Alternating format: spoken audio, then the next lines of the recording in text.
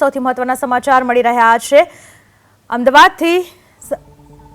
સમાચાર મળી રહ્યા છે સાણંદ તાલુકામાં આગ લાગી હોવાની ઘટના રૂપા એસ્ટેટમાં આવેલા ગોડાઉનમાં આગ લાગી ગોડાઉનમાં સોલવન્ટનો જથ્થો હોવાથી આગ પ્રસરી ગઈ અમદાવાદ ફાયર વિભાગની 3 ટીમોની મદદ લેવાઈ આગ ઉપર કાબુ મેળવવાના પ્રયાસો ચાલુ છે અમદાવાદના સાણંદની આ ઘટના છે આગ લાગી હોવાની ઘટના સાણંદ તાલુકામાં આગ લાગતા દોડધામ મચી ચૂકી છે ફાયર વિભાગની મદદ લેવામાં આવી છે આગને બુઝાવવાની કોશિશ કરવામાં આવી રહી છે ગોડાઉનમાં સોલવન્ટનો જથ્થો હોવાથી આગ વધારે પ્રસરી રૂપા એસ્ટેટમાં આવેલા ગોડાઉનમાં આગ લાગી અમદાવાદ ફાયર વિભાગની 3 ટીમોની મદદ લેવામાં આવી રહી છે આગ ઉપર કાબુ મેળવવાના પ્રયાસો ચાલુ છે અમદાવાદના સાણંદ તાલુકામાં રૂપા એસ્ટેટમાં આવેલા ગોડાઉનમાં આગ લાગી છે આ ગોડાઉનમાં સોલવન્ટનો જથ્થો હતો જેના પરિણામે આગ વધારે પ્રસરી રહી છે અમદાવાદ ફાયર વિભાગને જાણ કરવામાં આવતા ફાયર વિભાગની 3 ગાડીઓ ઘટના સ્થળ પર પહોંચી ચૂકી છે અને આગને બુઝાવવાની કોશિશ કરવામાં આવી રહી છે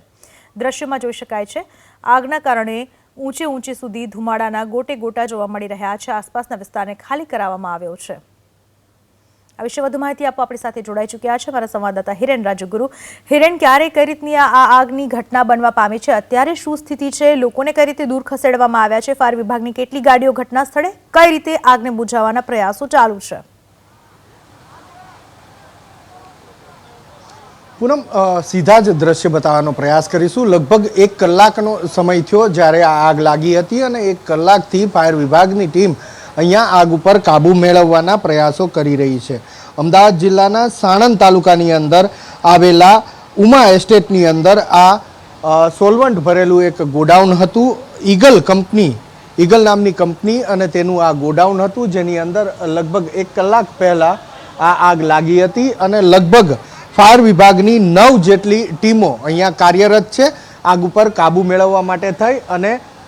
જે જ્વલનશીલ પદાર્થ છે એને ઠંડો રાખવા માટે થઈને કારણ કે આ સોલવન્ટ એ પ્રકારનો પદાર્થ હોય છે કે એકવાર જો આગ લાગે અને તેમાં બ્લાસ્ટ થાય તો